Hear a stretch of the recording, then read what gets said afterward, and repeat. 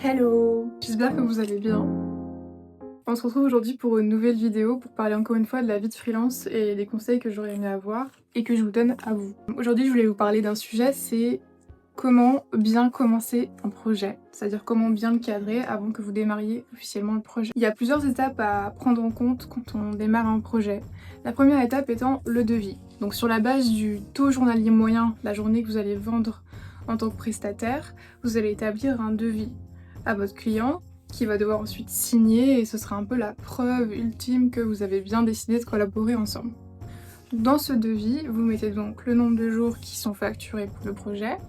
Vous mettez aussi une case très importante qui est l'option pénalité de retard, qui va permettre derrière de dire que par exemple à hauteur de, moi je crois que c'est ça sur Shine, je vous mettrai un exemple juste là du montant de pénalité de retard que j'ai attribué.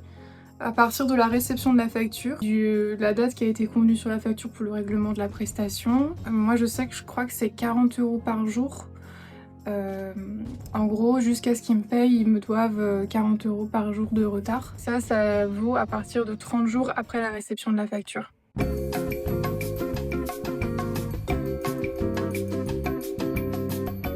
Ensuite, le client, il va signer votre devis. Étape hyper importante, faire signer le devis au client.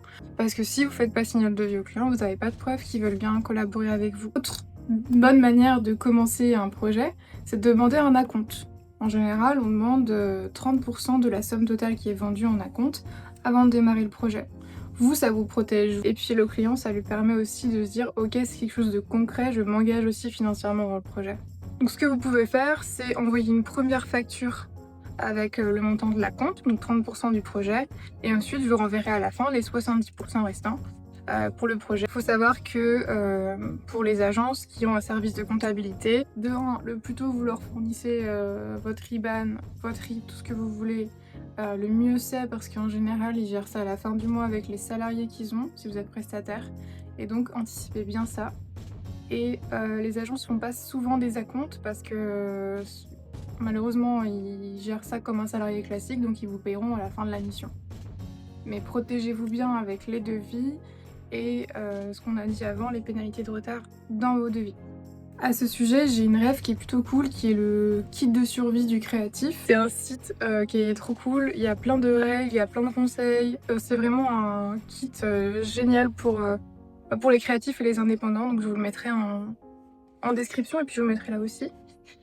Je sais plus qui a fait ce site, mais GG, c'est trop bien. Il faut savoir que c'est ok si, une fois que vous avez terminé la mission, de harceler avec des gros guillemets le client parce qu'il vous doit de l'argent. Faut pas culpabiliser et de se dire oh là là, je lui ai envoyé plein de mails de relance. Non, c'est normal, il vous doit de l'argent, vous avez vendu une prestation, c'est ok.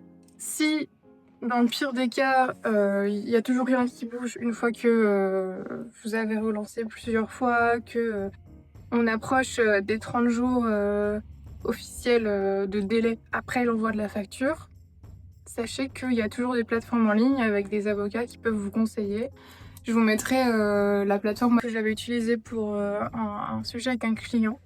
Mais en tout cas, vous pouvez être conseillé en 5 minutes et vous dire à quoi faire. Ce qu'il faut que vous reteniez, ce que je vous conseille vraiment de mettre en place pour bien cadrer votre projet, c'est définir votre devis, y intégrer les pénalités de retard, si possible intégrer un acompte de 30% de la somme totale. Vous choisirez le montant, en vrai, c'est très libre à vous. Si jamais il y a du retard, vous savez quoi faire. Si vous avez des questions, vous pouvez me demander en commentaire aussi, il n'y a pas de problème. On espère que ça va bien se passer, c'est l'idée avec cette vidéo. Je vous fais des gros bisous, prenez soin de vous.